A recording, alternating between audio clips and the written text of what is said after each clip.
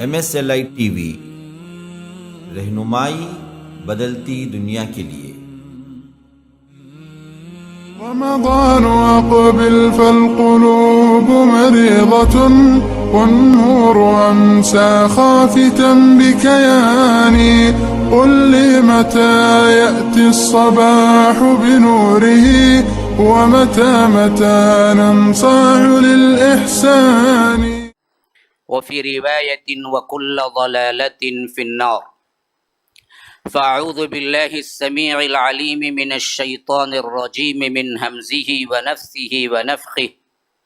ما آتاكم الرسول فخذوه وما نهاكم عنه فانتهوا واتقوا الله إن الله شديد العقاب.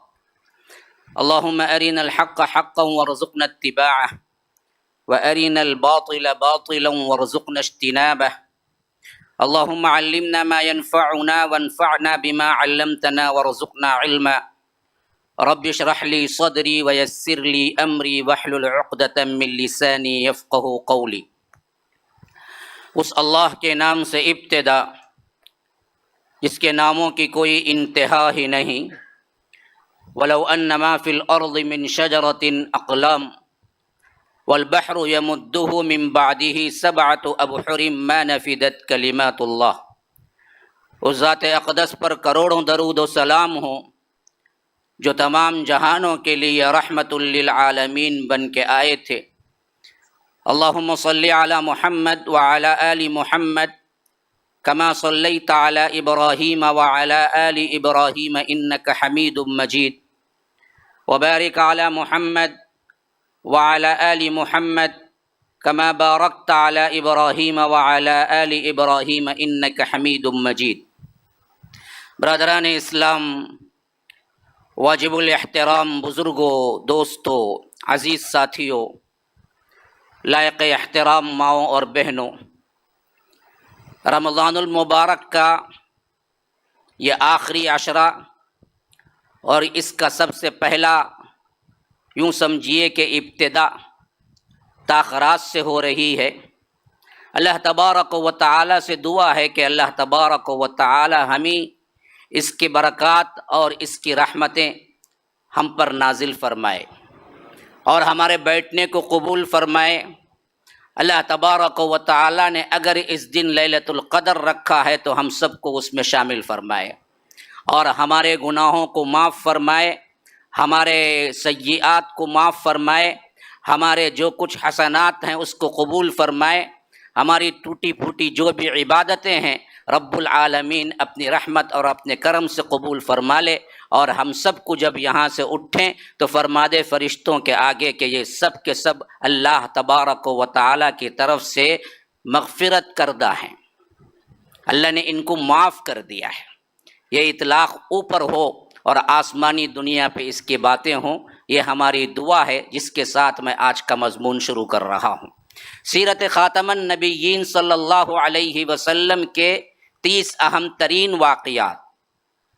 اس ضمن میں سیرت النبی صلی اللہ علیہ وسلم پیش کرنا مقصود تھا، تو میں نے تسلسل کے ساتھ آپ کے سامنے 20 راتوں سے یہی مضمون ادا کر رہا ہوں، اور امید ہے کہ اللہ تبارک و تعالی نے طاقت و صحت دی اور اس کا ارادہ شامل حال رہا تو انشاءاللہ العزیز اختتام تک یعنی 29ویں تک مکمل سیرت آپ کے سامنے رکھنے کی کوشش کروں گا۔ اللہ تبارک و تعالی یہ کام بھی میری طرف سے قبول فرما لے اور اس کے عوض رب العالمین ہمارے درجات کو بلند فرمائے۔ سیرت النبی صلی اللہ علیہ وسلم کے ضمن میں ہم نے سنا گزشتہ کا جو مضمون اللہ کے رسول صلی اللہ علیہ وسلم 5 ہجری کا معاملہ تھا، غزوہ احزاب پیش آیا جس کا ایک نام غزوہ خندق بھی ہے، دونوں نام اسی کے ہیں۔ ایک معنی ہے خندق کھودنے کی وجہ سے وہ نام پڑا، دوسرا معنی تھا مشرکین تمام کے تمام اکٹھے ہو کے حملہ کیے، تو اس حیثیت سے حزب کہتے ہیں جماعت کو، احزاب کہتے ہیں جماعتیں، تو بہت سی جماعتیں شامل ہو کر اللہ کے رسول صلی اللہ علیہ وسلم اور مدینے پہ حملہ کیا، تو اسے غزوہ احزاب کہتے ہیں۔ غزوے کے اعتبار سے بھی میں سنا چکا ہوں جس میں اللہ کے رسول صلی اللہ علیہ وسلم بذات خود شریک ہوں، اس فوجی مہم کو غزوہ کہتے ہیں، اور اس فوجی مہم کو جس میں اللہ کے رسول صلی اللہ علیہ وسلم شریک نہ ہو اسے سریہ کہتے ہیں۔ اور ایک دوسری ڈیفینیشن، دوسری تعریف یہ بھی ہے کہ جو جماعت بڑی ہو، جو اللہ کے رسول صلی اللہ علیہ وسلم نے بھیجی ہو مہم کے لیے، وہ جماعت ایک لشکر کی شکل میں ہو تو اسے غزوہ کہتے ہیں، جو جماعت چھوٹی ہو اسے سریہ کہتے ہیں۔ یہ دونوں تعریفات اہل سیر کے آگے چلتے ہیں۔ تو میں نے بتایا تھا، یہ فین پیچھے کا اللہ کے رسول صلی اللہ علیہ وسلم غزوہ احزاب میں سب سے شدید ترین مصائب و آلام کا شکار ہوئے، اور اللہ کے رسول صلی اللہ علیہ وسلم کے صحابہ بھی، حتیٰ کہ کئی دن کھانے کو کچھ نہ ملتا، بھوک اور فاقے کی وجہ سے اللہ کے رسول صلی اللہ علیہ وسلم پتھر بندھا کرتے، اور آخر کار اختتام یوں ہوا کہ اللہ تبارک و تعالی نے ان میں پھوٹ ڈال دی اور تیز و تند آندھی ایسی بھیجی کہ راتوں رات ان کے خیمے اکھڑ گئے اور وہاں سے وہ لوگ بھاگتے بنے۔ تو ایسے وقت میں اللہ کے رسول صلی اللہ علیہ وسلم نے فرمایا یہ آخری ان لوگوں کا حملہ ہے، لڑائی ہے، اب اس کے بعد یہ ہمت نہ کر سکیں گے، اگر کریں گے تو ہم آگے کریں گے۔ اللہ کے رسول صلی اللہ علیہ وسلم کی یہ پیش گوئی ہو بہو صحیح ثابت ہوتی ہے۔ یہ دلائل نبوت کے اعتبار سے بہت بڑی دلیل ہے کہ اس وقت ماحول ایسا دکھ رہا تھا کہ یہ ابھی پلٹے اور پھر بڑی جمعیت لے کے آئے، لیکن اللہ کے رسول صلی اللہ علیہ وسلم نے فرمایا کہ نہیں، یہ جو آئے ہیں بس یہ آخری ہے ان لوگوں کی، اس کے بعد کبھی ہمت نہیں پڑے گی، ہاں ہم جائیں گے ان کے پاس، یہاں تک کہ فتح مکہ ہو گیا بہت کم عرصے کے اندر۔ اگر احزاب سے مکہ اگر آپ دیکھ لیں وہ 8 میں اور یہ 5 کے آخری میں، تو یوں سمجھ لیجئے کہ تقریباً 3 سال کا بھی عرصہ نہیں رہا یہاں تک کہ مکہ فتح ہو گیا۔ اللہ کے رسول صلی اللہ علیہ وسلم اس غزوے سے واپس آئے، ہاں مدینے کے اندر پہنچے، حضرت ام سلمہ کی باری تھی، نوٹ کیجئے اب یہ بہت ہی امپورٹنٹ، اور یہاں سے مسلمانوں کی بہادری اور شان و شوکت کو اللہ بڑھانے لگا۔ حضرت ام سلمہ کے گھر کی باری تھی تو وہیں پر رکے، اور اللہ کے رسول صلی اللہ علیہ وسلم جو گرد میں اٹے ہوئے تھے، ان حالات میں، جنگی حالات میں تھے، وہاں سے پاکی کے لیے نہا رہے تھے، جبرائیل نازل ہوئے۔ اللہ کے رسول صلی اللہ علیہ وسلم سے پوچھا آپ نے ہتھیار اتار دیا؟ آپ نے ہتھیار اتار دیا؟ ابھی میں نے نہیں اتارا، میرے ساتھ کے فرشتوں نے نہیں اتارا، آپ نے کیوں ہتھیار اتار دیا؟ جنگ کہاں ختم ہوئی؟ اللہ کے رسول صلی اللہ علیہ وسلم نے پوچھا پھر کیا کرنا ہے، کیا معاملہ ہے؟ فرمایا کہ ابھی تو ایک اور مسئلہ باقی ہے۔ جن بدبختوں نے غزوہ احزاب میں آستین کا سام کا کردار ادا کیا اور آپ پر اندرون حملہ کرنے کی کوشش کی، بنو قریظہ ابھی باقی ہیں جو آپ کے لیے آستین کا سام ادا کر رہے ہیں رول، ان کے لیے نکلیے فوراً۔ اللہ کے رسول صلی اللہ علیہ وسلم نے اعلان کیا جو بھی اللہ اور اس کے رسول کی اطاعت کرتا ہے وہ سن لے۔ بنو قریظہ کی طرف پہنچے، کیا اعلان ہے؟ جو بھی اللہ اور اس کے رسول کی اطاعت کرتا ہے وہ سن لے، تیاری کرے، بنو قریظہ پہنچے۔ بس ایک حکم، کیسے مسائل ہیں، کیا بھوک کا معاملہ ہے، ابھی کیا ہے، تقریباً 15-20 دن کا محاصرہ کر کے آئے ہیں، تھکے ماندے ہیں، زخموں سے چور ہیں، کچھ بات نہیں، ایک اعلان، جو کوئی اللہ اور اس کے رسول کی اطاعت کرتا ہے، یہی تو مسلمانیت ہے میرے بھائیو، یہی تو اصل جوہر ہے، اسی کا نام تو اسلام ہے۔ اسلام کیا مطلب؟ سر تسلیم خم کر دینا، کسی کے انڈر میں آ جانا، جو حکم ہو اس حکم کو مان لینا۔ اذ قال له ربه اسلم، جب ابراہیم علیہ السلام سے رب العالمین نے گفتگو کی، سورہ بقرہ میں کیسے ہے؟ اسلم، اسلم امر کا صیغہ ہے، اسلام ہی سے نکلا ہے۔ ہاں، فرمایا کہ اسلام لاؤ۔ کیا مطلب اسلام لاؤ؟ کیا مطلب؟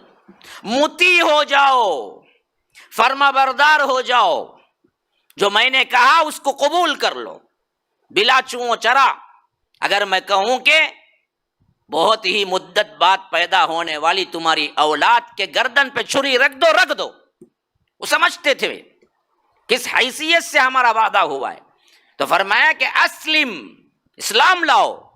حضرت ابراہیم جیسے مناظر جو کہ نمرود کو مبہوت کر دیے تھے، لیکن وہاں کوئی بات چیت نہیں۔ قال اسلمت لرب العالمین، فرمایا کہ میں رب العالمین کے لیے مطیع و فرما بردار ہو جاتا ہوں، سوال کوئی نہیں۔ ہاں، یہ مسئلہ مجھے سمجھ میں نہیں آ رہا نا مولوی صاحب، یہ تو سمجھ میں آ رہا ہے، وہ نہیں آ رہا ہے نا، کیا کہ دل کو نہیں لگ رہا ہے نا، سوال نہیں، یہ سب باہر جا کے کرو سوال۔ کافر بنو پھر سوال کرو۔ جب کافر بن کے سوال کریں گے تو ہم کہیں گے تیرے لیے نہیں ہے۔ ہم کیا کہیں گے؟ تیرے لیے نہیں ہے یہ حکم، ہاں تیرے لیے توحید ہے، توحید میں تجھے گڑبڑ ہے، ایک اللہ کو ماننے میں تجھے پریشانی ہے، تو اس پہ سوال کر، احکامات میں سوال نہیں، کیونکہ حکم تجھے نہیں ہے۔ وہ اندر آ گیا پھر سوال کیے، تو اندر آنے کے بعد کوئی سوال نہیں سوائے اطاعت کے۔ یہ اصول سمجھ جائیں گے تو کئی مسائل حل ہو جائیں گے ہمارے، لیکن یہ سمجھتے نہیں بنیادی اصول۔ اسی واسطے ہم کیا کرتے ہیں، غیر مسلموں کو بلا بلا کے احکامات کے سوالات کے جواب دینے بیٹھ جاتے ہیں کہ پردہ کیوں ہوا، حصہ کیوں نہیں دیا گیا عورتوں کو، فلاں مجرم بن جاتے ہیں۔ نہیں نہیں نہیں، 4 شادی کی کیوں اجازت ہے، عورت کو کیوں نہیں؟ نہیں نہیں نہیں، دیکھو 4 شادی والے ہاتھ اٹھاؤ بھائی، دیکھو کون بھی نہیں، دیکھو ہمیں عمل کرتے نہیں، چپکے ہے وہ 4 گویا کہ کیا بہت بڑا جرم ہے۔ ڈنکے کی چوٹ پہ کہو کہ ہاں اجازت ہے، ہاں تمہارے رنڈیوں کی اور تمہارے حالت کے اعتبار سے تم نے قحبہ گریاں جو قائم کر کے رکھی ہیں اس سے 1000 گنا بہتر ہے کہ 4 شادی کر کے انسان امن و امان اور حفاظت اور عصمت کے ساتھ زندگی گزارے۔ کون اس پر ایمان کر سکتا ہے؟ لیکن ہم اپنے آپ میں مجرم کب بن جاتے ہیں؟ ہم سمجھتے ہیں ان کو اختیار ہے ہمارے احکامات میں دخل دینے کا۔ بدبخت، تجھے حکم ہے ہی نہیں، وہ حکم تو تجھے صرف یہ ہے کہ ایک اللہ کو مان۔ ہاں، 2 کیوں نہیں ہو سکتے، 3 کیوں نہیں ہو سکتے، 10 کیوں نہیں ہو سکتے، اس سب پر گفتگو کرنا ہے وہ کر۔ توحید پر خلاصہ چاہیے وہ کر۔ اللہ کی وحدانیت چاہیے، پورا قرآن کیا ہے، اسی وحدانیت کے لیے ہے۔ اور خاص طور پر مشرکین نے آ کے پوچھا یہ اللہ اللہ یہ کون اللہ ہے؟ کہا کہ قل هو اللہ احد اللہ الصمد لم یلد ولم یولد ولم یکن له کفوا احد، یہ اللہ ہے۔ ہاں، تو معاملہ یہی تھا اصل میں، مطیع و فرما برداری اصل اسلام ہے۔ آنے سے پہلے 10 مرتبہ سوچو، لیکن آنے کے بعد احکامات پہ سوال نہیں، تمہیں سمجھ آئے یا نہ آئے، تم کو کرنا ہے۔ شریعت میں عقل نہیں دوڑانا چاہیے۔ بعض لوگ یہ اصول لے کے کہ شریعت میں عقل کا بہت بڑا کیا ہے معاملہ ہے، عقل سے یہ ٹکراتا ہے، وہ پورا بیکار جہالت ہے۔ ہاں، آپ وضو کر کے ساکس پہنے ہیں، ساکس پہ مسا اللہ کے رسول نے کہا کہ اوپری حصے پہ، تلوے پہ نہیں، اوپری حصے پہ۔ عقل تو کہتی ہے کہ تلوے پہ کرو، مٹی لگی ہے، گرد لگی ہے، دھول لگی ہے، غلاظت لگی ہے، کہاں لگی ہے؟ تلوے پہ لگی ہے نا جی۔ عقل تو کہتی ہے کہ پھر مسا کہاں ہونا چاہیے؟ ساکس کے نیچے، لیکن اللہ کے رسول نے کہا اوپر۔ اوپر تو کچھ لگا ہی نہیں، اوپر تو پاک صاف ہے بالکل، پھر کیوں اوپر؟ عقل تو مانتی نہیں، ضرورت نہیں تیری عقل مانے یا نہ مانے۔ مطیع و فرما برداری یہی ہے، جیسے کچھ حالت میں جو بھی آ گیا اس کو قبول کرو، خواہ تمہاری سمجھ میں آئے یا نہ آئے، سوال ہی نہیں اٹھتا۔ کہا کہ جو اللہ اور اس کے رسول پہ یقین رکھتا ہے وہ آئے بنو قریظہ پر۔ اور اس میں ایک دوسرا معنی بھی تھا، دوسرا لفظ 2 حدیث میں آئی ہے یہ بات، بخاری و مسلم کے اندر۔ فرمایا کہ کوئی نماز نہ پڑھے مگر بنو قریظہ میں عصر کی نماز، ایک روایت میں ظہر کی نماز۔ فرمایا کہ کوئی نماز نہ پڑھے مگر بنو قریظہ پہنچ کر عصر کی نماز، ایک روایت میں ظہر کی نماز۔ اب دیکھیے اطاعت کس اہمیت کی حامل ہے اللہ کے رسول کی، کتنا بڑا درجہ ہے۔ صحابہ نکلے یہاں سے، صحابہ نکل کے راستے میں تھے بنو قریظہ کے، یہاں تک کہ عصر کا وقت ہو گیا۔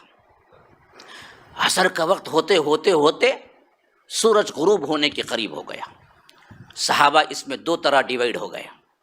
ایک صحابہ کا گروپ نے کہا کہ نہیں، اصل مقصود اللہ کے رسول صلی اللہ علیہ وسلم کو جلدی پہنچانے کے لیے، جلدی ہم پہنچنے کے لیے کہا تھا۔ اس کا معنی یہ نہیں تھا کہ عصر چھوڑ دو، عصر تو انتہائی آخری وقت میں ہے، اب اس سے زیادہ ہم سفر کریں گے تو نماز چھوٹے گی۔ اس واسطے منشا اصل میں یہ تھا کہ ہم جلدی پہنچ جائیں عصر کے اندر اندر۔ اس کا مطلب یہ نہیں تھا کہ ہم عصر چھوڑ کے سفر کرتے رہیں، اس واسطے ہم نماز عصر پڑھ لیں گے۔ بعضوں نے پڑھ لیا، بعضوں نے کہا کہ نہیں، رسول کا حکم کیا ہے، فرمایا کہ عصر نہ پڑھو مگر بنو قریظہ پہنچ کر، خواہ عصر جائے تو جائے، مغرب کا ٹائم جائے تو بھی جائے۔ بعضوں نے عشاء کے ٹائم پہ عصر ادا کی اس دن، ہاں راستہ پورا چلتے رہے، نماز نہیں پڑھی۔ یہ دیکھو حکم دیکھو کیسے مانتے ہیں، ہاں ظاہری لفظ جو آ جائے اسی کو مانو، اللہ ہے کہ اس کی تعویل حدیث میں نہ مل جائے۔ پھر تو صحابہ کی ایک گروپ نے کہا کہ اصل میں یہاں جلدی پہنچنے کے لیے کہہ دیا اللہ کے رسول نے، تو عصر پڑھ لیا۔ دوسری گروپ نے کہا کہ نہیں، اللہ کے رسول کا لفظ کیا تھا، عصر وہاں آ کے پڑھو، جو بھی ٹائم جائے ہم وہیں آ کے پڑھیں گے عصر۔ ابھی یہ دونوں مسئلے اللہ کے رسول صلی اللہ علیہ وسلم کے پاس پہنچتے ہیں، وہ صحابہ بھی پہنچتے ہیں جنہوں نے عصر پڑھ کے آئے، وہ صحابہ بھی پہنچتے ہیں جن کی آتے آتے راستے میں عصر بھی گئی، مغرب بھی گئی، بعضوں کی عشاء کے وقت پہنچتے ہیں۔ اللہ کے رسول صلی اللہ علیہ وسلم دونوں کو صحیح قرار دیا، کسی پر نکیر نہیں کی، کسی کو غلط نہیں کہا۔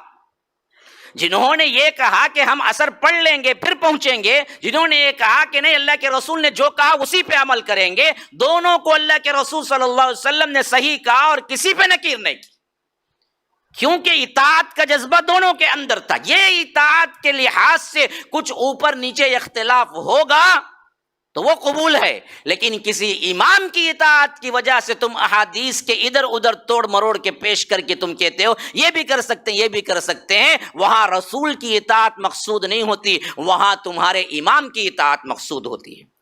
میٹر وہ ہے اصل میں، بولتے یہ بھی حدیث ہے جی لیکن یہ نہیں ہے کیا، ہو یہ بھی ہے، تو دونوں پہ عمل کر کے دکھاؤ نا، تم دیکھیں گے اتنی اطاعت کا جذبہ ہے نا تو دونوں پہ عمل کرو۔ کبھی تم کیا ہے سینے پہ بھی ہاتھ بن کے پڑھو، مر جاؤں گا نہیں پڑھیں گا، جب یہ بھی ثابت ہے وہ بھی ثابت ہے نا تو یہ بھی کر لو نا، سیدھی بات ہے نا بھائی، بات سمجھ میں آنے والی ہے نا۔ جب تمہارے ہی بقول یہ بھی ہے یہ بھی ہے، پڑھ لو، نہیں پڑھے گا وہ کہے گا نہیں ابو حنیفہ کیا بولے وہ ہمارے لیے، تو گویا کہ مقصود کیا نہیں ہے، اطاعت نہیں ہے، مقصود امام ہے، اس کے لیے تم تلاش کر رہے ہو احادیث کو فٹ کرنے کے لیے۔ یہاں یہی بات ہے اصل میں۔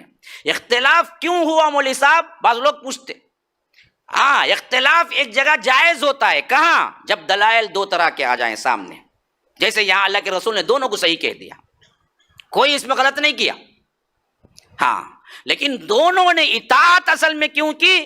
اللہ کے رسول کی مقصود تھی، وہاں دراصل کسی اور کی مقصود نہیں تھی۔ آپ کے پاس دو چیزیں ایک ساتھ پہنچتی ہیں اور دونوں پہ آپ عمل کر سکتے ہیں، تو ایک پر ہی کیوں؟ دونوں پہ کر کے دکھاؤ نا۔ ایک پر آپ تہیہ کر کے متعین کر کے کہتے کہ نہیں ہمارے امام یہی کہتے ہیں، تو اصل میں امام کا دفاع کر رہے ہیں، رسول کا نہیں کر رہے ہیں آپ، حدیث کا نہیں کر رہے ہیں آپ تو اپنے امام کو بچانے میں لگے ہوئے ہیں، آپ یہ ثابت کرنے پہ لگے ہوئے ہیں تمہارے امام کبھی غلطی نہیں کرتے، اللہ کے رسول کر سکتے ہیں نعوذ باللہ لیکن امام نہیں کریں گے۔ یہ مسئلہ سب سے اہم ہے یہاں پر بنو قریظہ میں سمجھنے کا۔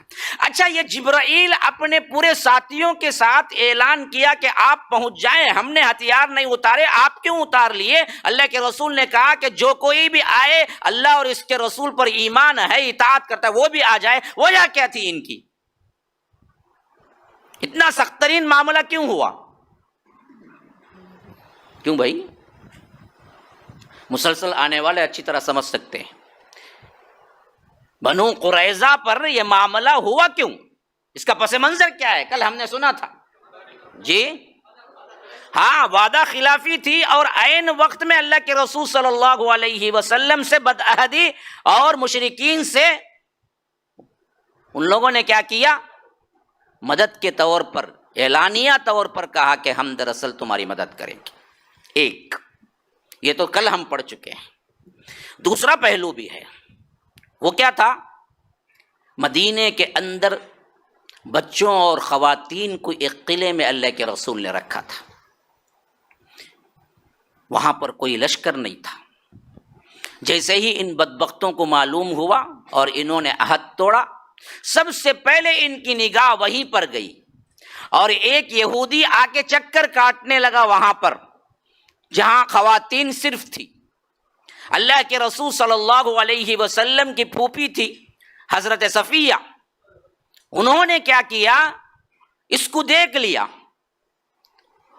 اور بہت ہی بہترین طور پر جنگی مہارت بھی تھی۔ خواتین دیکھیے، خواتین، لیکن اسلام کے لیے مر مٹنے کا جذبہ دیکھیے۔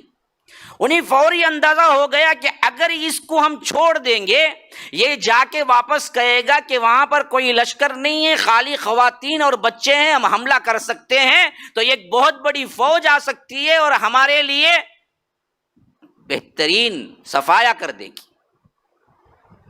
اس وقت عورتوں اور بچوں کے نگہبانی کے طور پر ایک صحابی کو اللہ کے رسول صلی اللہ علیہ وسلم چھوڑ کے گئے تھے، وہ شاعر رسول حضرت حسان بن ثابت تھے۔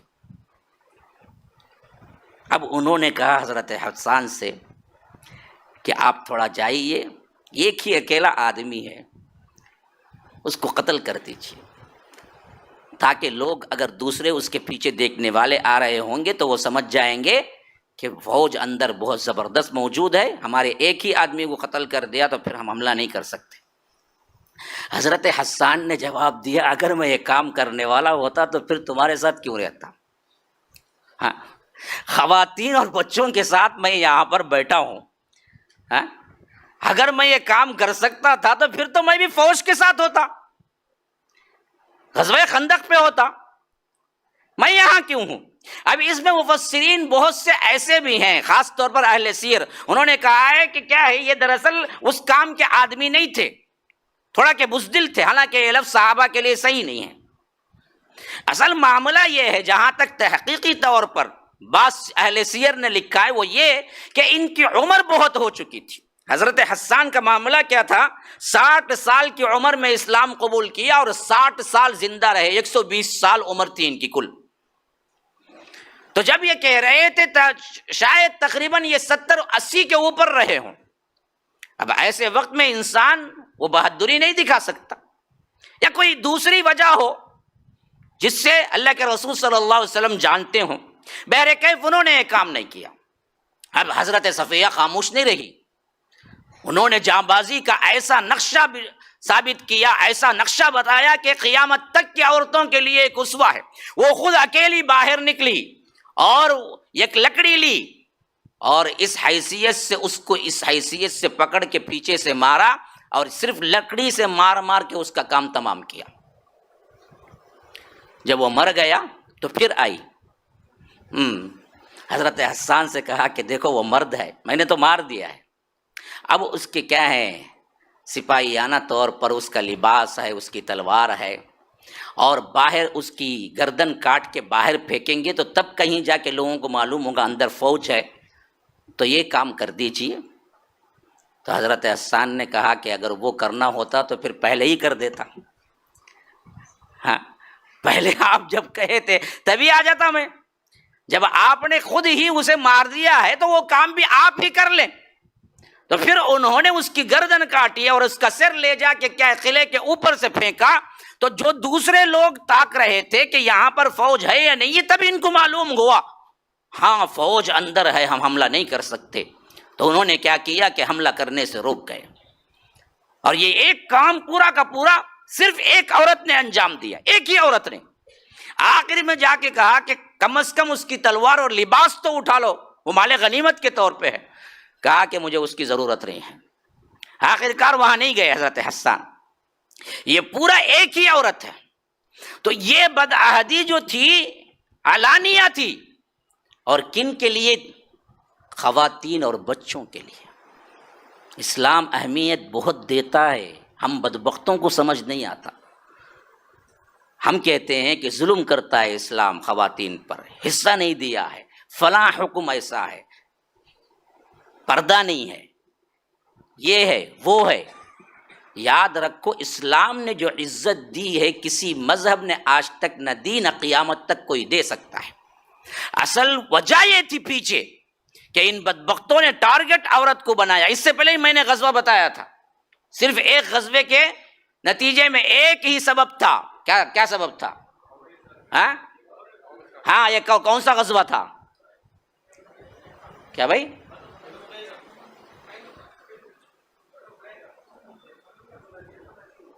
بولا بھائی، ایک بندہ بولا بھائی برابر، بنو نذیر. اور ایک بھی یہاں سے کوئی آواز آئی. ہاں تم ذرا آہستہ بولے، تم نہ 100 روپے ان کو 500 روپے اختتام کے بعد لے لو، انعام ہے آپ دونوں کو. ہاں صحیح بولے. بنو نذیر کا غزوہ ہی آیا اس واسطے، صرف ایک عورت کی عزت کے لیے.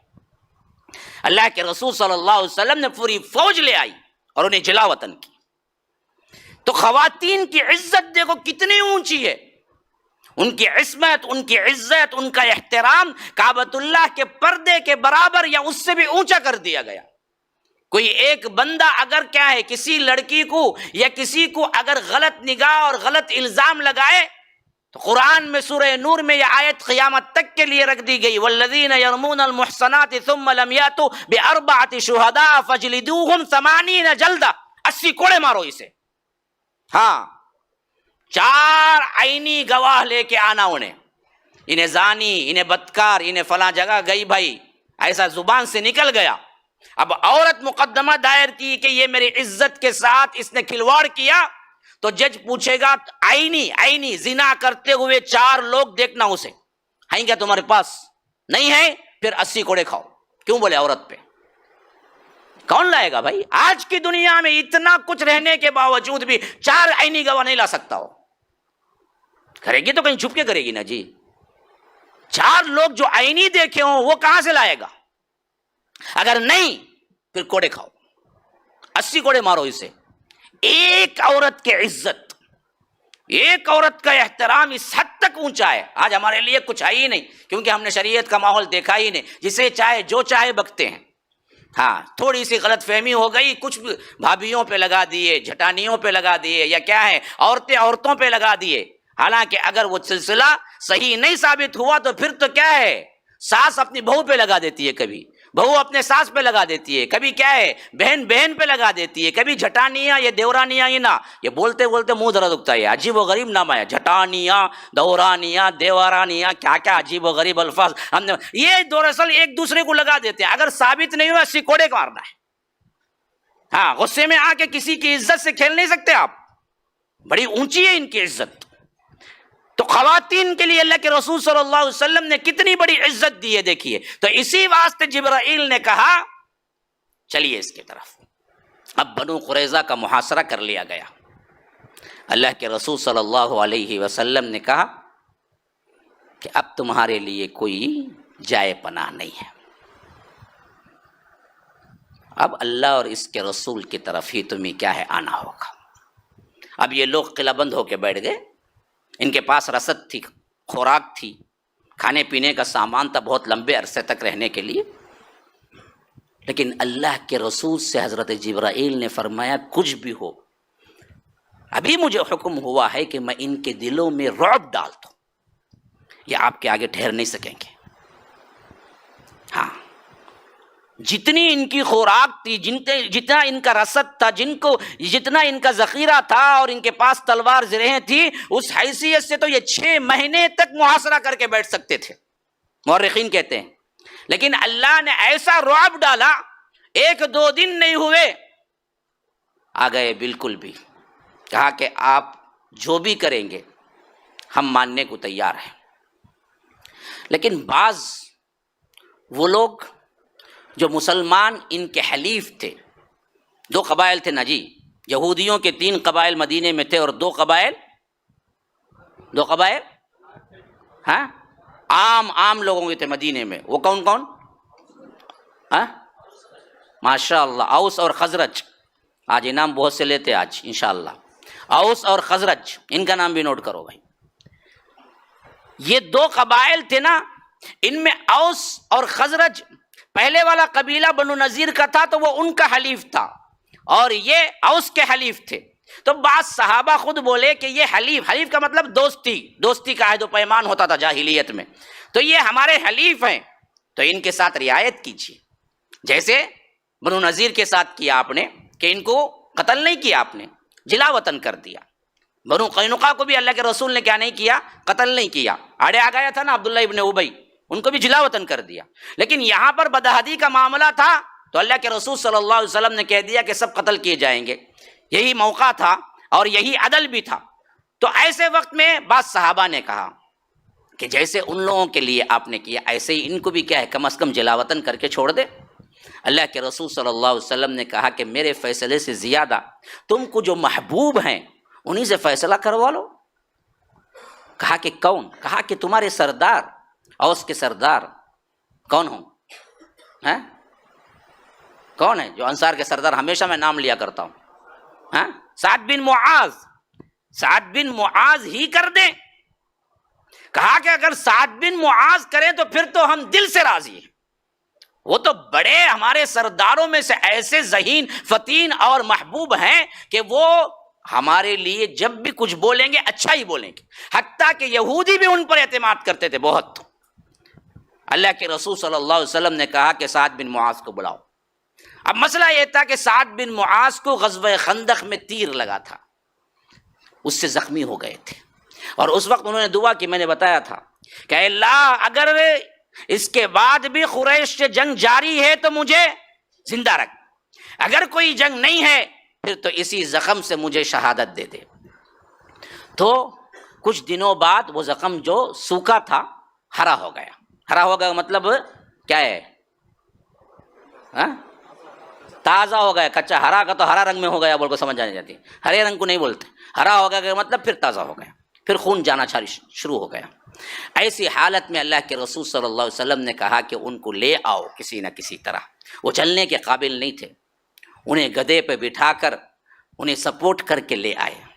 جب یہ آ گئے بنو قریظہ کی طرف جہاں اللہ کے رسول صلی اللہ علیہ وسلم بھی تھے، صحابہ بھی تھے، وہ لوگ بھی منتظر تھے کہ کیا فیصلہ آپ کرنے والے ہیں.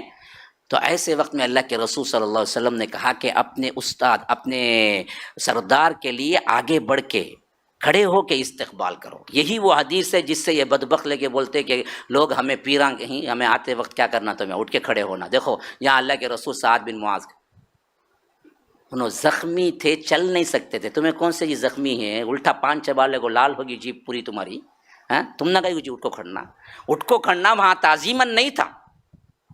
وہاں جو معاملہ تھا وہ اصل میں وہ بالکل بھی چل نہیں سکتے تھے اور تازہ خون جاری تھا. ایسی حالت میں وہ آئے تو ان کو سنبھالنے کے اعتبار سے فرمایا کہ اپنے سردار کے لیے اٹھو اور ان کو استقبال میں لو. یہ معاملہ ہے وہ حدیث کا جس کو لے آ کے یہ اپنے ہاتھوں کو چومنے، پاؤں کو چومنے، چاٹنے اس کے لیے استعمال کرتے ہیں. بدترین لوگ ہیں جو اپنی مفاد کے لیے قرآن حدیث کو استعمال کریں. یہ حدیث اس کے لیے نہیں ہے، ورنہ تو خود اللہ کے رسول صلی اللہ علیہ وسلم اپنے لیے کہہ دیا کہ میرے لیے نہ اٹھو، میں نہیں پسند کرتا کہ میں آؤں تو تم لوگ اٹھو. اگر کوئی پسند کرے کہ وہ آئے تو لوگ اس کے کھڑے ہو کر استقبال کریں، اس کے لیے کھڑا ہوا کریں، تو وہ اپنا ٹھکانہ جہنم میں بنا لے. کتنی بڑی وعید ہے. کوئی یہ سمجھے کہ میں آؤں تو لوگ اٹھ کے کھڑے ہوں میرے لیے، اور نہ کھڑے ہوئے تو کیا ہے ناک بھوں چڑھائے، کیا جی بڑے ہو گئے گی بہت تمہیں، کیا بولتا سونے کی نہیں اٹھ کو کھڑا نہیں پوچھ سکتا انہیں. کیا تبھی ایک دوسرا بولتا کیا جی بھول گئے گی بچپنا، اب انہیں سوچنا کیا غلطی کا ذرا نا. کوئی کچھ نہیں پوچھ سکتا. اللہ کے رسول اپنے لیے بھی نہیں بولا کبھی، اور کہا کہ کوئی پسند کرتا ہے تو وہ اپنا ٹھکانہ جہنم میں بنا لے. تو سعد بن معاذ کا معاملہ بالکل ڈیفرنٹ تھا. زخمی تھے وہ اور چل نہیں سکتے تھے، اس اعتبار سے کہا. تو اب دیکھیے یہاں فیصلہ ایک اہم ترین ہونے والا ہے. اس سے پہلے ایک اور دلچسپ واقعہ سن لیجیے. انہی کے ایک اور حلیف صحابی تھے ابو لبابہ، بڑے پیارے صحابی، وہ بھی اصل میں کیا تھے؟ انہی لوگوں کے حلیف تھے۔ انہوں نے کہا کہ ہم کچھ بھی کہنے سے پہلے ذرا ابو لبابہ کو بھیج دیجئے، ہم صلاح مشورہ کر لیتے ہیں۔ اللہ کے رسول صلی اللہ علیہ وسلم نے سوچا کہ میرے صحابی ہے، کچھ بھی ہو، جو بات کرے گا وہ میری طرف سے ہی کرے گا، اور یہ لوگ فیصلے کے لیے پوچھ رہے ہیں، اچھا ہو تو ابو لبابہ کو بھیج دیتے ہیں، جاؤ ان سے بات کر کے آؤ۔ اب وہ جیسے ہی جاتے ہیں کہ ادھر سے ادھر سے جو تناوٹی تھی وہ سب گم۔ ہاں، بعض لوگوں کو کیا ہے، کیا بھائی بولنا، وہ جو محاورہ ہے دیکھو، کیا کہتے، لاتوں کے بھوت نہ نہیں مانتے، اس کے واسطے ہر وقت کو منانے کو نہیں رہنا، کہاں جھوٹا مارنا وہاں مارنا، پھر سیلیڈ مٹ جانا، زیادہ اچھلنا بھی نہیں اس کے واسطے، مار ڈالا بول کو، جہاں ضرورت ہے مار لے، خاموش بیٹھ جانا، پھر اپنا کام کر لے کو اللہ بول کو، کیا ہر وقت نرمی نہیں چلتی۔ اب دراصل جیسے یہ حضرت ابو لبابہ اندر داخل ہوئے، وہ تناوٹی وغیرہ سب گئی، اب یہ لوگ آ کے ادھر سے بچے، ادھر سے عورتیں، ادھر سے مرد، سب آ کے کیا ہے، کوئی پاؤں پکڑ لیا، کوئی ہاتھ پکڑ، آپ تو ہمارے حلیف ہیں، آپ تو ہمارے دوست تھے، ہمارے اندر کیا ہے، آپ کی بڑی وقت ہے، اب صحابی ہیں اور آپ اللہ کے رسول سے کوئی بات کہیں گے تو ضرور مان لیں گے، جیسے بھی ہو ہمیں فیصلے میں ذرا تھوڑا سا نرمی کر کے اگر ہم کو بھیج دے واپس اکیلا اور جلاوطن کر دے تو یہ اتنا کافی ہے، کسی بھی طرح قتل سے ہم کو روک دے۔ اب ان کو ایک طرح کا کیا ہے، ایک کیفیت ہوتی ہے نا بھائی، ایک دوست ہے، کچھ بھی کوئی بھی مذہب ہو، ایک جان پہچان کبھی عرصے سے ہے تو اس کا ایک اثر پڑتا ہے انسان پر۔ جب انہوں نے دیکھا کہ اتنے لوگ ریکویسٹ کر رہے ہیں کہ اللہ کے رسول صلی اللہ علیہ وسلم سے کیا ہے، یہ فیصلہ کروائیں، اور آخری میں پوچھا اگر ہم اللہ کے رسول کی اطاعت مان لیں گے تو کیا کریں گے؟ اللہ کے رسول صلی اللہ علیہ وسلم ہم سب کو قتل کر دیں گے؟ حضرت ابو لبابہ نے کہا کہ ہاں، کیونکہ معلوم تھا بغاوت کی سزا کیا ہوتی، ہاں آج بھی وہی اصولی قتل، وہی کام کیے تھے یہ لوگ، تو قتل تو ہونا ہی تھا۔ تو حضرت ابو لبابہ نے کہا کہ ہاں قتل تو ہوں گے ہی، ہاں مان لو گے تو قتل ہوں گے، ساتھ ساتھ کچھ ہمدردی دکھاتے ہوئے ایسے کیا، ہاں تم سب مارے جاؤ گے، اگر قبول تو کرنا ہی کرنا ہے تم کو، کہیں جانے کا نہیں ہے، لیکن سوچ لو پورے کی گردنیں اڑ جائیں گی۔ لیکن احساس ہوا فوری طور پر یہ تو میں نے راز کو فاش کر دیا اللہ کے رسول صلی اللہ علیہ وسلم کے، گویا کہ میں نے خلاف اکسائے جیسے ہو گیا۔ اب یہ لوگ ڈر کے مارے یا آ کر بغاوت میں آ کر اللہ کے رسول کی اطاعت کو نہیں مانیں گے تو پھر میں نے جو اشارہ کیا وہ وجہ بن جائے گی۔ اب اپنے اندر پشیمان ہوئے، اور ایسے پشیمان ہوئے ایک عجیب نادر کام کیا۔ انہوں نے کہا کہ میں نے اللہ اور اس کے رسول کے راز کو فاش کر دیا، حالانکہ کچھ بولا بھی نہیں، انہوں نے خالی ایسا ہاتھ سے اشارہ کیا، بس یہ اشارے کو انہوں نے اتنی بڑی غلطی سمجھا، سیدھے واپس پلٹ کے اللہ کے رسول صلی اللہ علیہ وسلم کے پاس بھی نہیں آئے، سیدھے مدینہ پہنچ کے مسجد نبوی کے ستون سے اپنے آپ کو باندھ لیا۔ آج بھی آپ جا کے دیکھیں، استوان ابی لبابہ بول کے رہے گا، ہاں جہاں اللہ کے رسول صلی اللہ علیہ وسلم کے دور میں جو ستون تھے، اس ستون میں جہاں ابو لبابہ نے اپنے آپ کو باندھ لیا تھا، اسے استوانہ آج تک وہاں پر کیا ہے، وہ استوانہ موجود ہے، جو ستون میں اللہ کے رسول صلی اللہ علیہ وسلم زمانے میں انہوں نے باندھ لیا تھا۔ انہوں نے کہا کہ میں نے بہت بڑی غلطی کی اور میں توبہ کرتا ہوں، اور اس توبے کو اللہ تبارک و تعالی ڈائریکٹ قبول کر کے جب تک خود اللہ کے رسول صلی اللہ علیہ وسلم مجھے آ کے نہیں کھولیں گے میں بندہ رہوں گا۔ ابھی یہ بات بہت دیر ہو گئی، ابو لبابہ جا کر واپس نہیں آئے، تو اللہ کے رسول صلی اللہ علیہ وسلم نے کہا کہ ذرا دیکھو ابو لبابہ کیوں نہیں آئے ہیں؟ تو لوگوں نے کہا کہ اللہ کے رسول وہ شرمندہ ہیں، غلطی ہو گئی ان سے، اور وہ خود جا کے ابو لبابہ مسجد کے ستون سے اپنے آپ کو باندھ لیے ہیں، اور کہا ہے کہ جب تک خود اللہ کے رسول صلی اللہ علیہ وسلم آ کے نہیں کھولیں گے، اللہ میری توبہ قبول نہیں کرے گا، تب تک میں نہیں آؤں گا۔ تو اللہ کے رسول صلی اللہ علیہ وسلم نے بڑی پیاری بات کہی، اگر وہ میرے پاس آتے تو میں دعا کرتا،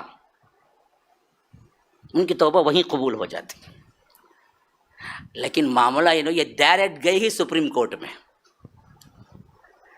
ہاں یہاں آ جاتے تو معاملہ بہت جلد حل ہو جاتا، کیونکہ وہ مخلص صحابی ہیں میرے، لیکن اب استغاثہ جو معاملہ ہوا وہ ڈائریکٹ اللہ کے پاس چھوڑ دیا. اب میں کچھ نہیں کر سکتا جب تک اللہ وحی نہیں اتارے گا ان کے بارے میں. اب یہ بندھے ہوئے ہیں. ہر نماز کے وقت بیوی آتی تھی, کھولتی تھی انہیں, نماز پڑھتے تھے, پھر اس کے بعد باندھ دیتے تھے. دن پہ دن گزر رہے ہیں, یہ بندھے ہوئے پڑے ہیں. ہاں ہمارے بیوی نے تو کیا بولیں گے, کیا جی ہوگا تم نے دیوانہ پنا, بیٹھے بیٹھے جاؤ باندھنے کو, میں الگ کھولنا, تم بند کرنا, کھولنا بند کرنا, ایج کام ہوگا نا تمہارا. ہاں کئی کوئی سے کام کرتی تمہیں نہیں. وہ دیکھیے اتنا کیسے کیسے نہ, جب محبتیں ہوتی ہیں نا جی, واقعات عجیب ہوتے ہیں. ہاں وہاں محبتیں تھی اصل میں, محبت کے واقعات محبت کے جذبے میں ہی سن کے آپ سمجھ سکتے ہیں, اس سے خالی جذبات سے آپ نہیں سن کے سمجھ سکتے ہیں. ادھر یہ معاملہ ہوا, ادھر سعد ابن معاذ آئے اور ان سے بھی یہی صحابہ نے جو بعض دوست تھے, حلیف تھے, انہوں نے کہا کہ ذرا نرمی کا فیصلہ کر دیں, کیونکہ آپ کا فیصلہ اللہ کے رسول مان لیں گے. صرف اتنا کہیں کہ ان کو جلاوطن کر کے چھوڑ دیں, قتل تک نہ پہنچے. انہوں نے کہا کہ دیکھو لوگو, میں آخری وقت ہے میرا, شاید ابھی میرے اللہ سے ملاقات ہو جائے گی, شہادت کے آخری منزل پہ ہوں. ایسے وقت میں کوئی غلط فیصلہ صرف لوگوں کے لیے اور لوگوں کی دوستی کے لیے میں کر کے جانا نہیں چاہتا. کوئی مجھ سے ناراض ہو تو ہو, کوئی مجھ سے دوستی رکھے تو رکھے, میں وہی کروں گا جو عدل ہے. اب اس کے بعد انہوں نے کہا کہ یہ فیصلہ جو میں کروں گا وہ نافذ ہوگا. اللہ کے رسول نے کہا ضرور ہوگا. کن پر ہوگا؟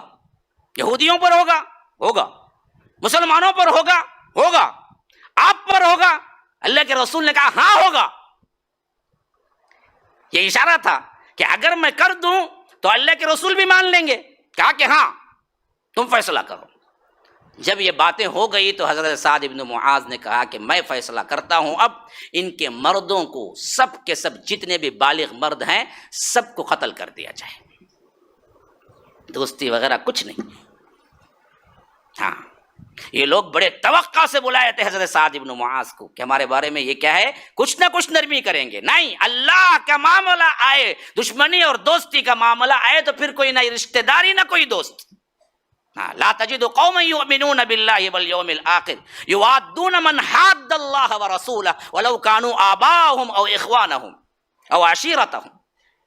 یہ ہیں وہ بندے, اولئک كتب في قلوبهم الايمان, جن کے دلوں میں ہم نے ایمان کو لکھ دیا ہے.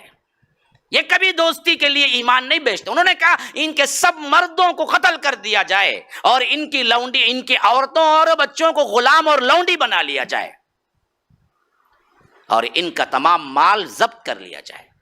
یہ میرا فیصلہ ہے. اللہ کے رسول صلی اللہ علیہ وسلم خوش ہوتے ہوئے فرمایا, ساتوں آسمانوں کے اوپر رب العالمین کا بھی وہی فیصلہ تھا جو فیصلہ تم نے سنایا تھا. کیونکہ یہ بدبخت بدعہدی کر کے اس حد تک آگے گئے. ہم اس سے پہلے کے 2 قبائل کو ہم نے جلاوطن کیا, لیکن ان کی غلطی اس حد تک نہیں تھی, انہوں نے معاہدے کو توڑا نہیں, بلکہ 2 بدو مقابلہ کیا, یا 2 بدو اللہ کے رسول صلی اللہ علیہ وسلم کے ساتھ انہوں نے لڑائی مول لی. لیکن یہ وہ بدبخت ہیں جو عین وقت میں انہوں نے کیا کیا, پیچھے سے چھرا گھونپنے کی کوشش کی اور خواتین اور بچوں کو نشانہ بنائے. ان کی سزا یہی ہے کہ ان کو قتل کیا جائے. آپ اندازہ نہیں کر سکتے, 800 مرد, 800 مرد. ہاں اللہ کے رسول صلی اللہ علیہ وسلم نے کہا کہ ان سب کو باندھ کے مدینہ لے آؤ. ایک انصاری کے گھر میں ان سب کو رکھا رات بھر. صبح ہوئی تو کہا کہ چھوٹے چھوٹے گڑھے کھودے جائیں. ان گڑھوں میں 5-5, 4-4, 10-10 نوجوان لے آئے. نوجوان جو بھی جوانی کی منزل پہ قدم رکھ دیا قتل, بچہ ہے تو چھوٹے گا. ہاں حضرت علی کہتے ہیں کہ مجھے حکم دیا گیا کہ میں دیکھوں کہ ان میں کون بڑا ہو چکا ہے. جو بھی بڑا ہوا سب کو الگ کر دیے گئے. ہاں وعدہ خلافی کی اس حد تک سزا ہے رحمت للعالمین, لیکن یہاں آپ دیکھیں تو کچھ اور ہی نظر آئے گا. اصل میں اسلام وعدے کی پابندی پر اتنا اہم ترین مضمون ہم کو دیا ہے. بدعہدی اور وعدہ خلافی اتنا بڑا جرم ہے کہ رحمت للعالمین بھی معاف کرنا پسند نہ کیے. 800 مرد 10-10, 5-5 کر کے لے آئے جاتے تھے. گڑھوں میں بٹھائے جاتے تھے، قتل کیے جاتے تھے، ان کی گردنیں پڑتی تھی، پھر اسی گڑھے میں ان کی گردنیں ڈال کے انہیں کیا ہے مٹی ڈال دی جاتی تھی۔ ایسے ایک ہی دن میں پورے 800 کے 800 قتل کیے گئے۔ خواتین کو اللہ کے رسول نے فرمایا ان کو لے جاؤ غلام بنا کے بیچو، جو پیسہ آئے گا وہ مال غنیمت میں ہم تقسیم کریں گے۔ بس ایک دو بچے تو جو بچ گئے، جو باقی رہ گئے، بعد میں اسلام قبول کر کے ان کا اسلام بہت اچھا رہا۔ اسی طرح سردار کا معاملہ آیا، جو اس کا سردار تھا، کل میں نے نام بتایا تھا بنو قریظہ کے سردار کا، جی ہاں، کعب بن اسد۔ کعب بن اسد کا جب معاملہ آیا تو اس نے کہا یہ تو ہمارے ساتھ ہونا ہی تھا۔ اب وہ دیکھو کیا بول رہا ہے، یہ مرحلہ تجھ پہ آیا ہے کیوں؟ اس نے کہا کہ یہ ہونا ہی تھا، اللہ نے ہم کو پہلے ہی لکھ دیا تھا کہ تم اللہ اور اس کے رسول کی بات نہیں مانو گے، قتل کیے جاؤ گے۔ آج مجھے بھی ایمان ہے، وہ ہم نے نہیں مانا، آپ کو رسول پہچانتے ہوئے ہم رسول نہ ہونے کا انکار کیے، تبھی مجھے معلوم تھا ہم قتل کیے جائیں گے۔ اب یہ سزا میری ہے تو میں بخوشی قبول کرتا ہوں کہ مجھے قتل کر دیا جائے۔ ہاں، ایسے قتل ہو گیا، کیسا یقین ہے دیکھیے ان لوگوں کو۔ پھر اس کے بعد جو گزشتہ کا جو قبیلہ بنو نذیر کا سردار تھا، اس کا نام بھی میں بتایا تھا، حوی بن اخطب۔ حوی بن اخطب بھی آیا، کیونکہ وہ دراصل پہلے معاملہ طے کیا تھا کہ تم نکلو مقابلے کے لیے تو میں تمہارا ساتھ دوں گا، اگر تمہارے ساتھ کچھ ہوا تو وہ میں بھی برداشت کروں گا۔ تو حوی بن اخطب بھی ساتھ میں آیا ہوا تھا۔ ہاں، اس سے پوچھا گیا کہ یہ ذلت تو نے دراصل آج حاصل کر رہی ہے، جو کچھ بھی تجھے ہو رہا ہے اس پہ تو کیا کہتا ہے؟ اس نے کیا ہے رحم کی بھیک مانگی، لیکن رحم کہاں ملنے والا، دو مرتبہ اس نے خلاف ورزیاں کی تھی۔ یاد رکھو آپ اچھی طرح اس کو، یہی حوی بن اخطب ہے جن کی بیٹی سے اللہ کے رسول صلی اللہ علیہ وسلم نے آگے چل کے نکاح کیا۔ ہاں، حضرت صفیہ بنت حوی بن اخطب، ہاں، امہات المومنین میں سے ہے، یہ ان کا باپ ہے۔ تو اللہ کے رسول صلی اللہ علیہ وسلم نے اسے بھی قتل کر دیا۔ اب جب یہ معاملہ پورا طے ہو گیا، تینوں قبائل یہاں سے نکل گئے۔ بنو قینوقا پہلے نکلے، بنو نذیر دوسری بار نکلے، اور بنو قریظہ اب نکلے۔ جب یہ پورے کے پورے نکل چکے یہاں سے، تو اللہ کے رسول صلی اللہ علیہ وسلم نے سکھ کا سانس لیا۔ اب اندرونی طور پر جو ان لوگوں کی سازشیں تھیں، ان سازشوں کو اللہ کے رسول صلی اللہ علیہ وسلم نے ختم کر دیا۔ اب کوئی بہانہ نہیں تھا کہ کسی طرح قریش یا مشرکین یہاں کے لوگوں سے مل کر اندرونی طور پہ حملہ کریں گے۔ اللہ کے رسول صلی اللہ علیہ وسلم اس خطرے کو مکمل طور پر محفوظ کر دیا مدینہ منورہ کو۔ بظاہر دیکھا جائے تو اس پر مستشرقین بہت بولتے ہیں کہ یہاں پر اللہ کے رسول صلی اللہ علیہ وسلم نے 700-800 نوجوانوں کو قتل کر دیا، لیکن اصل میں ان کا جرم یہ ہے کہ یاد رکھو کوئی بھی حکومت خیر کبھی بھی دنیا کے اندر اگر یہ جرم کرتی تو یہی ان کی سزا ہوتی، جو سزا اللہ کے رسول صلی اللہ علیہ وسلم نے بنو قریظہ کو دیا۔ اب آئیے اللہ کے رسول صلی اللہ علیہ وسلم اس غزوے سے واپس آئے مدینہ، اور مدینے کے حالات ایک حد تک نارمل ہونے لگے۔ مال غنیمت کے اعتبار سے بھی مسلمانوں کی بڑھوتری اور مسلمانوں کی معاشی حالت کچھ ٹھیک ہو رہی تھی۔ ایسے میں اللہ کے رسول صلی اللہ علیہ وسلم 6 ہجری کے موقع پہ اعلان کیا کہ میں نے خواب دیکھا ہے۔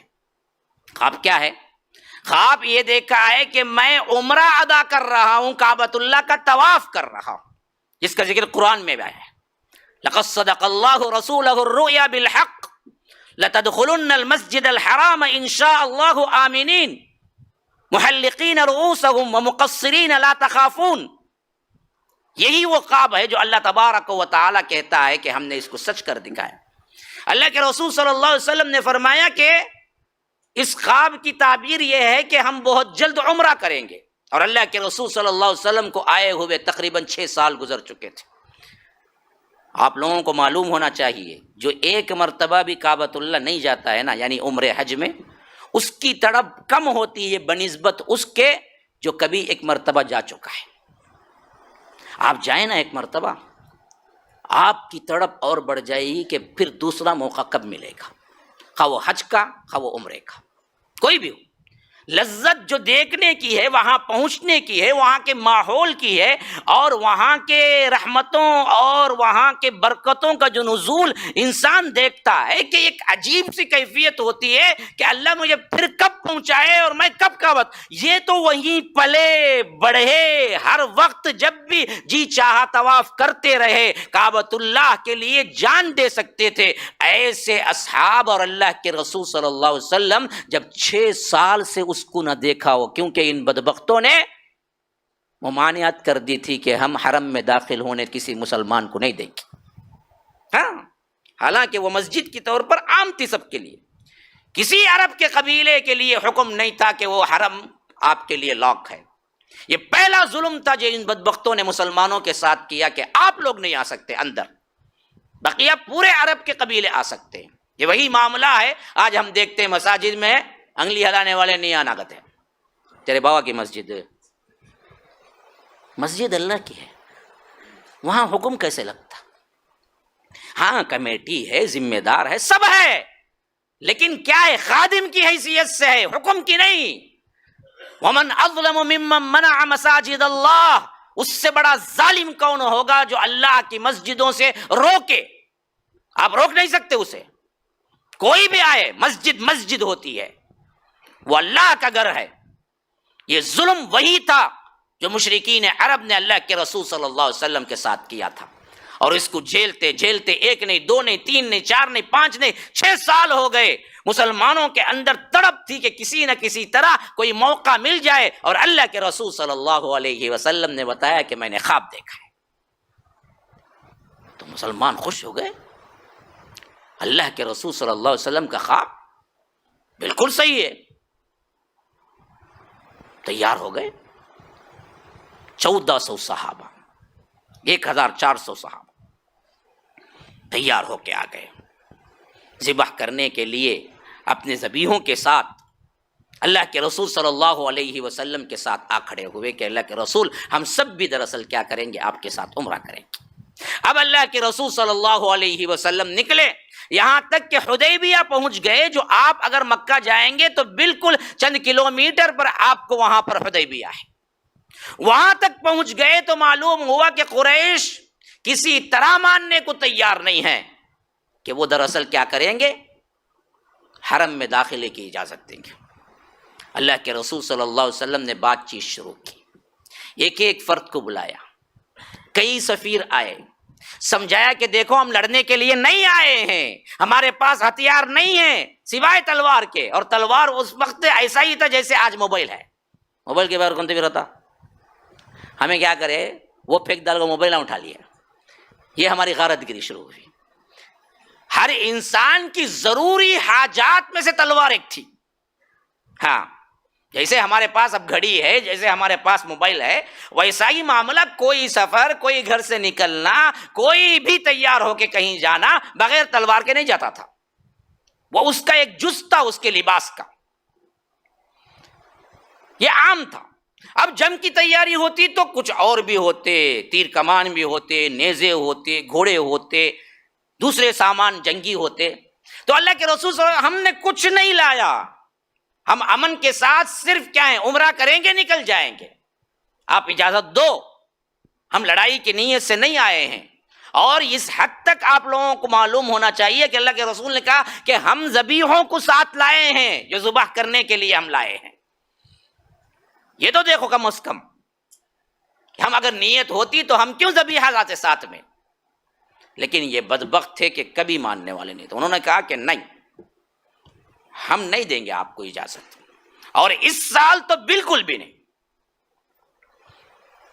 کیونکہ اگر ہم اس سال مان لیے اور ہم اجازت دے دیے پھر تو لوگ باتیں کریں گے کہ ہم مرعوب ہو گئے مسلمانوں سے اور ہم کیا ہیں، ڈھیلے پڑ گئے اور ہم آپ کو اجازت دے دی۔ اب اللہ کے رسول صلی اللہ علیہ وسلم نے سوچا کہ کون ہے جو ان لوگوں سے اچھی طرح بات کر سکے، کوئی جائے پیغام پہنچائے، وہ لوگ آ رہے ہیں لیکن کوئی جائے ڈائریکٹ اور ان بڑوں کو یہ بات کرے۔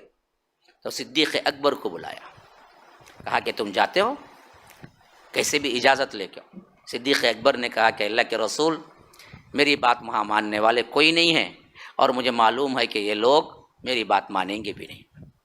حضرت عمر کو بلایا، حضرت عمر نے کہا کہ اللہ کے رسول الٹا ہو جائے گا، جتنا وہ دینے کے لیے ہے وہ بھی تیار نہیں ہوں گے بعد میں تو کیسے کڑا آدمی ہوں، وہ تو معلوم ہے آپ کو اللہ کے رسول، میرے سے بات نہیں بنے گی۔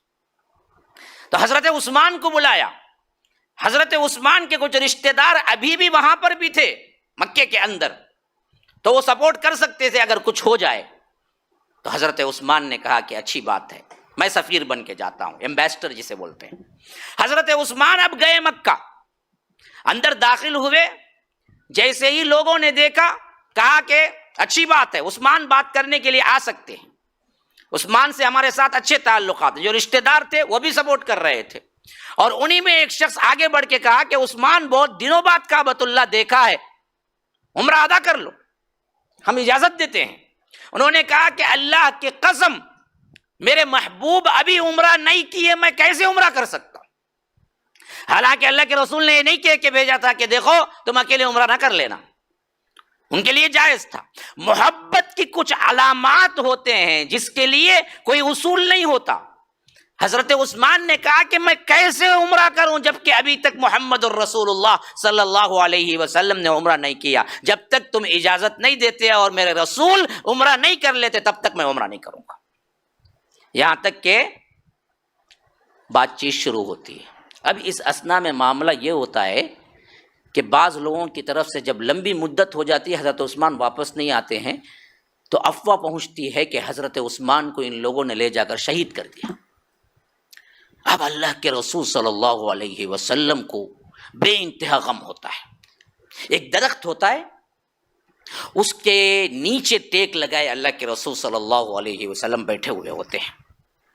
جیسے ہی یہ معاملہ پہنچتا ہے اور نیوز پہنچتی ہے، اللہ کے رسول صلی اللہ علیہ وسلم کہتے ہیں کہ آؤ حضرت عثمان کے قتل کا بدلہ لینے کے لیے کون میرے ہاتھ پہ موت کی بیعت کرتا ہے؟ ہم اب ایسے لڑیں گے، ایسے لڑیں گے، ایسے لڑیں گے، یہاں تک کہ فتح ہو یا تو ہم شہید ہو جائیں گے، آؤ میرے ہاتھ پہ موت کی بیعت کرو، سمجھو یہ عثمان ہی کا ہاتھ ہے۔ اب صحابہ آ رہے ہیں ایک ایک کر کے، جس کا ذکر قرآن میں اللہ تبارک و تعالیٰ قیامت تک، لقد رضی اللہ عن المؤمنین اذ یبایعونک تحت الشجرہ فعلم ما فی قلوبہم وانزل السکینۃ علیہم واثابہم فتحا قریبا۔ اللہ تبارک و تعالیٰ ان صحابہ سے راضی ہو گیا۔ لقد رضی اللہ، ہوگا نہیں، ہو گیا۔ کون؟ اذ یبایعونک تحت الشجرہ، اے اللہ کے رسول صلی اللہ علیہ وسلم درخت کے نیچے آپ سے بیعت کر رہے تھے۔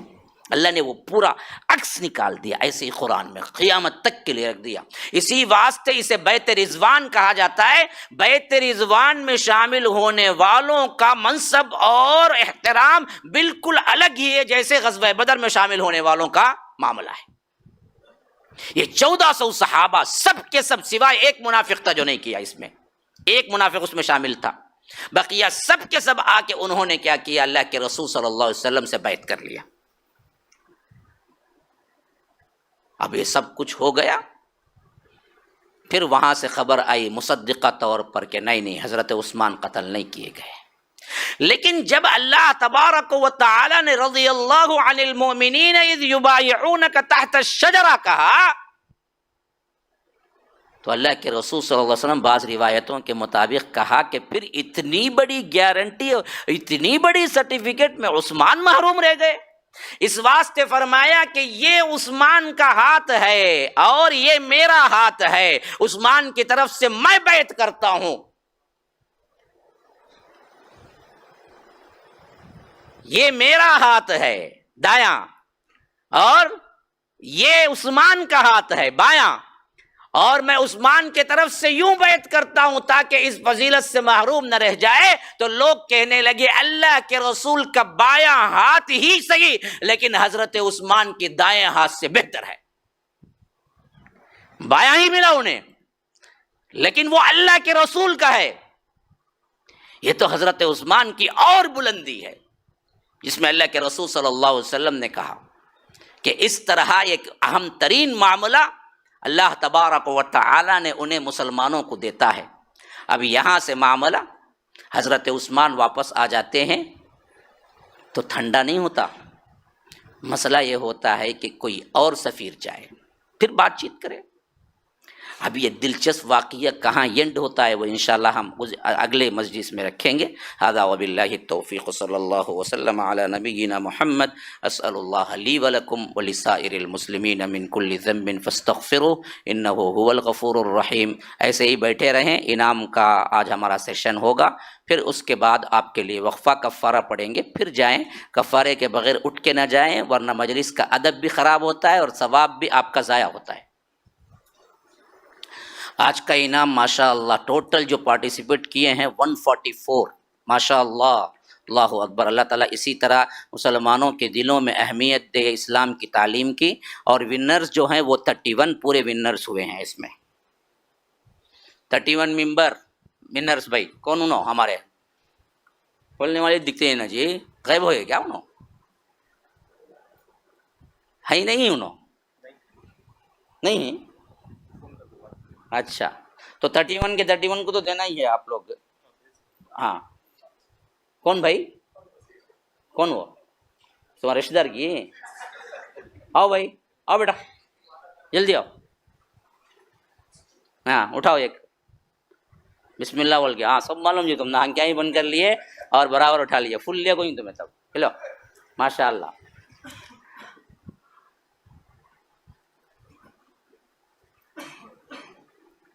یہ کیا بھائی ہے؟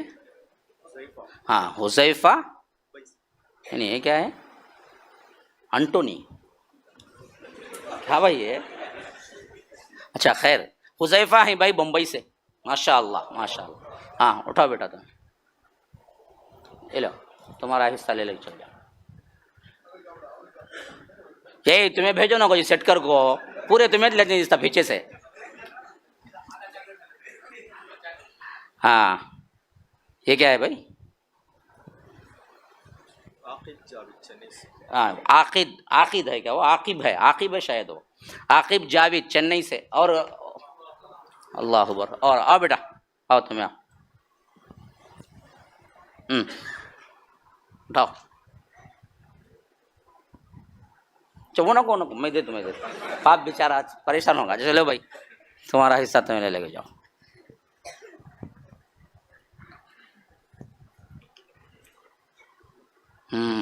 محمد حنیف خلیل بنگلور سے، ماشاء اللہ۔ اب یہ بقیہ جو بھی ہیں ان کے نام وہ تو اسکرین پہ آ جائیں گے نا، اسکرین پہ آ جائیں گے، اور ہر ایک کو 100 روپے کا انعام مل جائے گا، کیونکہ وہ پہلے اعلان کیا جا چکا تھا کہ 21 کا جو بھی جتنے ونرز ہوں گے ان سب کو ہم انعام دیں گے۔ تو ان کے نمبرات اگر جی پے میں مل جائیں گے تو ہم سب کے لیے انعامات مل جائیں گے۔ بقیہ 23 کا بھی لے لیجیے کیا؟ نہیں، اور ایک ہی۔ اچھا بھائی 23 کو بھی یہی معاملہ ہوگا انشاءاللہ، جتنے ونرز ہیں سب کے لیے انعام ہوگا، اور فرسٹ سیکنڈ تھرڈ کا انعام تو وہ تو ہے ہی ہماری طرف سے، بقیہ جتنے بھی آئیں گے ان سب کو 100 روپے کا انعام الگ سے ہوگا۔ اور آج کے لیے ایک کو 100 روپے، ایک کو 500 روپے، اور ایک کو الگ۔ ارے آ گئے کیا پورے دال گل کو؟ ہاں ہاں آؤ بھائی ادھر آؤ۔ کیا نام اپنا؟ ہاں حمید الرحمان۔ آج کے کیا ہیں حاضرین کی طرف سے، ہاں جو آ کے لائیو میں ہیں، لائیو میں بولتا ہوں آف لائن میں ہیں ہمارے پاس موجود، انہوں نے بہترین جواب دیا تھا، اس حیثیت سے ان کے لیے 500 روپے انعام ہے۔ وعلیکم السلام ورحمۃ اللہ وبرکاتہ، اور اللہ تعالیٰ آپ کو کامیابی دے اور ترقی دے۔ اور 100 روپے۔ ہاں وہ کون؟ وہ آؤ آؤ، اپنا نام؟ ہاں حضرت میں جی، حضرت